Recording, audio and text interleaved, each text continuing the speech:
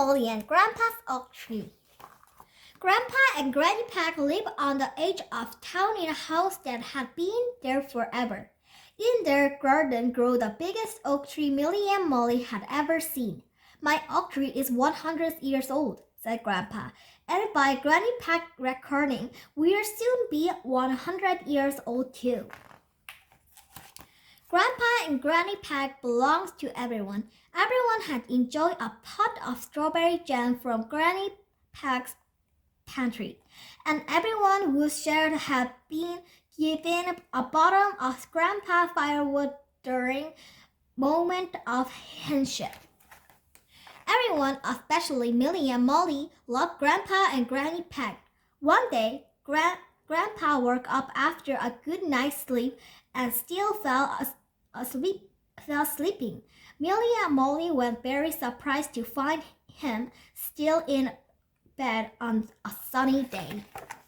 When Granny Peg suggested they fetch Dr. Smile, they ran as fast as their little legs would take them.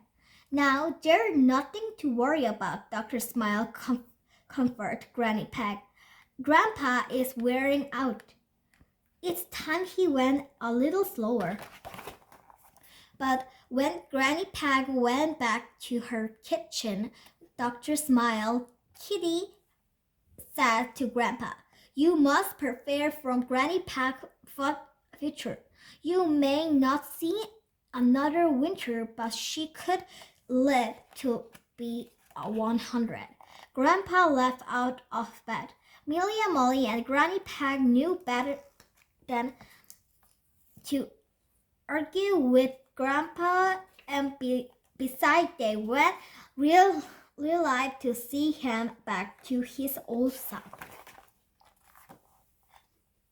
By the end of the day, Grandpa's woodshed was full of firewood, and Millie and Molly had made a stake of all the small bits from kindling. By the end of the day, Grandpa had filled the pantry with jam from the strawberry in his garden, and Millie and Molly hold labeled all the jars. The day after, all the pumpkins were in tidy rows.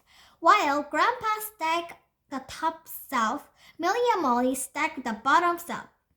And the day after that, Grandpa had bagged all his potatoes and given Millie and Molly each a pocketful of little ones to take home from their dinner.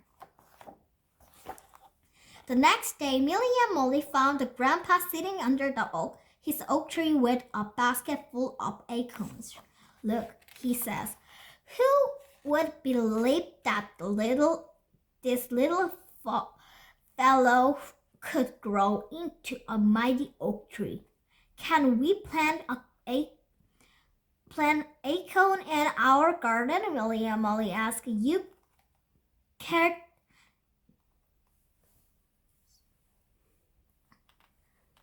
"Certainly can," said Grandpa. "Promise me you will water them and look after them, and one day you will have an oak tree of your own to sit under." Grandpa had one last chore to do before he hopped into bed. He wrote, "My dear Granny Peg, there are enough pumpkins, potatoes, and firewood to last you until you are on 100, and that's enough strawberry jam from everybody. Please put me under the oak tree, and I will wait from your dear love from Grandpa." The next morning, he had gone. One day, a town planner came to visit. "Granny Peg," he says, "the town would like to cut down your tree and move your house to make way from a new highway." "I won't leave Grandpa," said Granny Peg. "He can't go too," said the town planner. "Oh, no, he can't," said Granny Peg. "He's waiting from under the oak tree."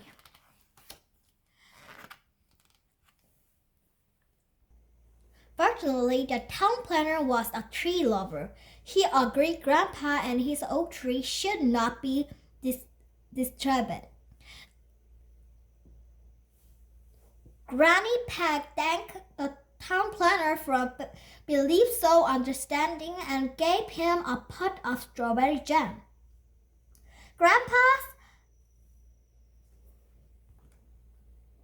Grandpa's calculations were perfect. Granny Peg enjoyed her 100th birthday, and before she hopped into bed, she put the last piece of firewood on her fire. The next morning, she too had gone. Granny Peg had only just been on it with Grandpa under the oak tree when the bulldozer moved in. If you highway clock around a very old tree, it may well be Grandpa's oak tree. And if you find an acorn, plant it in your garden, water it, and take care of it. And one day you too will have an oak tree of your own to sit under. The end.